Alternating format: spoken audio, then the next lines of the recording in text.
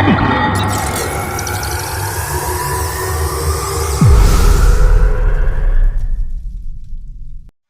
பாலடைஞ்ச அரண்மனைக்கு ஒரு ஃபேமிலி போறாங்க. அன்னைக்கு நைட் அந்த ஃபேமிலி தூங்கிட்டு இருக்கும் போது அந்த பக்கத்து கிரவுண்ட்ல ஒரு சிவப்பு கலர் புடவை பறந்து வந்து அவங்க வீட்டு மேல விழுவுது. ஆனா அது தெரியாம வீட்டுல இருக்க எல்லாரும் தூங்கிட்டு இருக்காங்க. இப்படி தூங்கிட்டு இருக்க நேரத்துல அடுத்த நாள் காலையில அவங்க குடும்பத்துல இருந்து முரளின்ற பையனுக்கு பொண்ணு பார்க்க எல்லாரும் போயிட்டு இருக்காங்க கார்ல. அப்படி போயிட்டு இருக்கும் போது பொண்ணோட தங்கச்சி என்ன பண்றாங்க, மாப்பிள்ள வரக்கூடாதுன்னு சொல்லி கல் எடுத்து கார் மேல அடிக்கிறாங்க. உடனே கார்ல இருந்து இறங்கின முரளி அந்த கல்லை எடுத்து கர்ச்சீஃப்ல வைக்கிறாரு. அவங்க வீட்டுல இருக்கீங்களா, இன்னைக்கு ஏதோ நேரம் சரியில்லை, நம்ம இன்னொரு நாளைக்கு பார்க்கலாம் அப்படின்னு கூட்டிட்டு போயிடுறாங்க. அப்படி போயிட்டு இருக்க வழியில ரோட்ல ஒரு வயசான அம்மா தன்னோட குழந்தைய வச்சுட்டு ரோட்ல நிக்கிறத பார்த்தா முரளி காலை விட்டு இறங்கி அந்த அம்மாட்ட போய் அந்த கீழே இருக்க பண்ணை எடுத்து கொடுத்து, காயப்பட்ட சிங்கத்தோட மூச்சு கர்ஜனையோட பயங்கரமா இருக்கும் அப்படின்னு சொல்லி அந்த பண்ணை கொடுத்துட்டு திரும்ப வந்தாரு.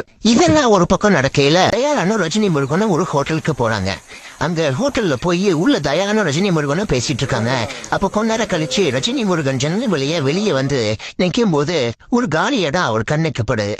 இந்த காலி இடத்துல நம்ம ஏன் டீ கடை வைக்க கூடாதுன்னு நினைச்ச ரஜினி முருகன் அங்க ஒரு ரஜினி முருகன் டீ ஸ்டால் அப்படின்னு ஓபன் பண்றாரு.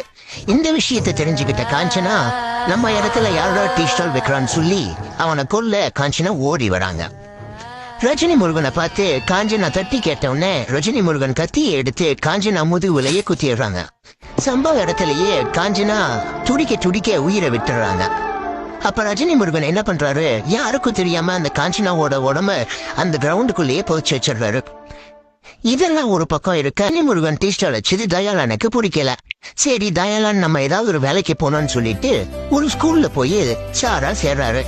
ஆனா அப்படி ஸ்கூல்ல போய் சாரா சேர்ந்துட்டு இருக்கும் போது அந்த ஸ்கூல்ல வேலை செய்யற சிங்க பெருமாளுக்கு தயாளனை கண்டா சுத்தமா பிடிக்காது. அதனால சிங்க பெருமாள் என்ன பண்றாரு, ஒரு நாள் அடியாளங்களை செட் பண்ணி அவர் தயாளன் வந்துட்டு இருக்கும் போது அவரை அடியாளனை அடிச்சிடுறாங்க. பலத்த ரத்த காயத்தோட இருக்க தயாளன் அடுத்த நாள் மருத்துவமனையில இருக்காரு. இந்த விஷயத்தை கேட்ட அந்த பள்ளி மாணவர்கள் எல்லாருமே அவரை பார்க்கணும்னு சொல்லி எல்லாரும் போறாங்க. போற வழியில எல்லாருக்கும் தாகமா இருக்குன்னு சொல்லி ரஜினி முருகன் டீ ஸ்டால்ல டீயை குடிச்சிட்டு ஹாஸ்பிட்டலுக்கு போறாங்க. அங்க போய் தயாளன் சாரை பார்த்த உடனே அவருக்கு உயிருக்கு எந்த ஆபத்தும் இல்லைன்னு டாக்டர்ஸ் எல்லாம் சொல்லிட்டாங்க.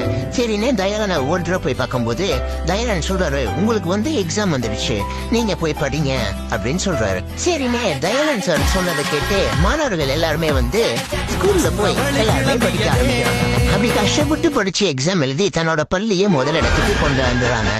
தயாளன் பாத்தீங்கன்னா ஹாஸ்பிட்டல்ல இருந்து டிஸ்சார்ஜ் ஆகி வந்துடுறாரு. தன்னோட பள்ளி முதலிடத்துல வந்ததுனால அந்த பள்ளி சார்பா ஆண்டு விழா நடத்துறாங்க. அப்படி ஆண்டு விழா நடத்தையில யாரு பரிசு கொடுக்குறாங்கன்னு பாத்தீங்கன்னா சீமராஜா. அடுத்துதான் தயாளன் சிங்க பெருமாள் தான் தன்னை அடிச்சு போட்டாரு அப்படிங்கறத கண்டுபிடிச்சிடறாரு. அப்படி கண்டுபிடிச்சாலுமே அவரை மன்னிச்சு விட்டுறாரு. இத பார்த்த சிங்க பெருமாள் இவரோட பெருந்தன்மையை புரிஞ்சுக்கிட்டு அவரும் நல்லவனா தெரிஞ்சிடாரு. கடைசியா ஆண்டு விழாவோட முடிவுல தயாளன் தன்னோட ரிட்டையர்மெண்ட் அறிவிக்கிறாரு. தனக்கான ஒரு வாழ்க்கையை தேடி அவர் போறதா சொல்லிட்டு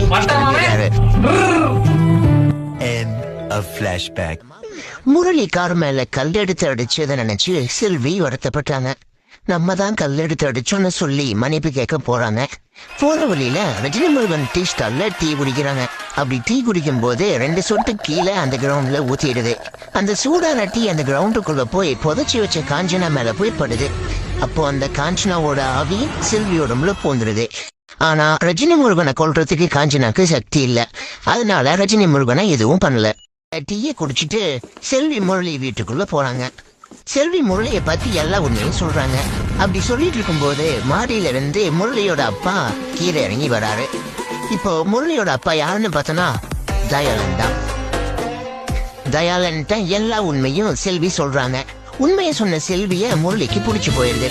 எல்லாரும் உட்காந்து பேசிட்டு இருக்கும் போது ரஜினி முருகன் டீ கொண்டாந்து கொடுக்குறாரு. டீ கொடுத்துட்டு திரும்பி பார்க்கும்போது அந்த செவுத்துல இருக்க போட்டோல ரஜினி முருகன் மாதிரியே ஒருத்தர் இருக்கிறத ரஜினி முருகன் பாக்குறாரு. என்னடா இது, நம்மள மாதிரியே இருக்காரு, இதுல ஏதோ மர்மம் இருக்கு, நம்ம நைட் எல்லாரும் தூங்குனதுக்கு அப்புறம் பாப்போம் அப்படின்னு போயிடுறாரு.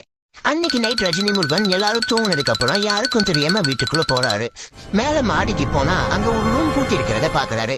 அந்த ரூம் ஹேர் பின்ன வச்சு தொடர்ந்து உள்ள போறாரு. உள்ள போய் பார்த்தா தான் தெரியுது ரஜினி முருகனோட அப்பா சீமராஜா. இந்த அரண்மனையும் சீமராஜாவோடதுதான் ரஜினி முருகனுக்கு தெரிய வருது.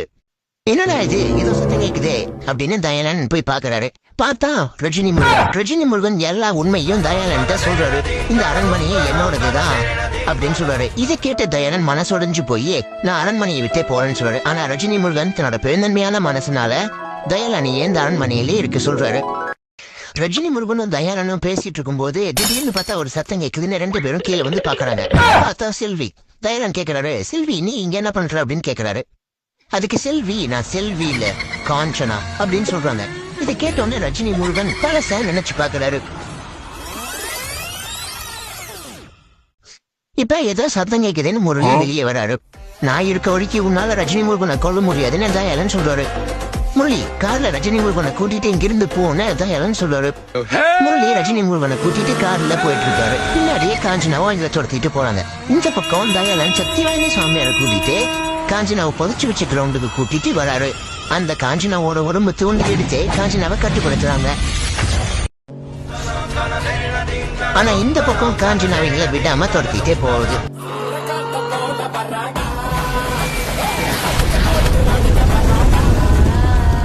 திடீர்னு கார் முன்னாடி காஞ்சனா வந்து நின்ன உடனே கார் முள்ளி திருப்பிடுறாரு. கார் பறந்து போய் கவிழ்ந்துருது. காருக்குள்ள இருக்க ரஜினி முருகன் ரத்த காயத்தோட வெளியே வந்து ஓடுறாரு.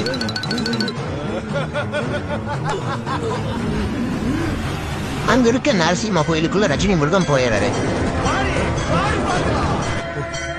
ஆனா காஞ்சனாவால உள்ள போக முடியல. நரசிம்மையா தர்மம் தான் ஜெயிக்குன்னு சொல்லுவியே, இதுதான் உன் தர்மமா?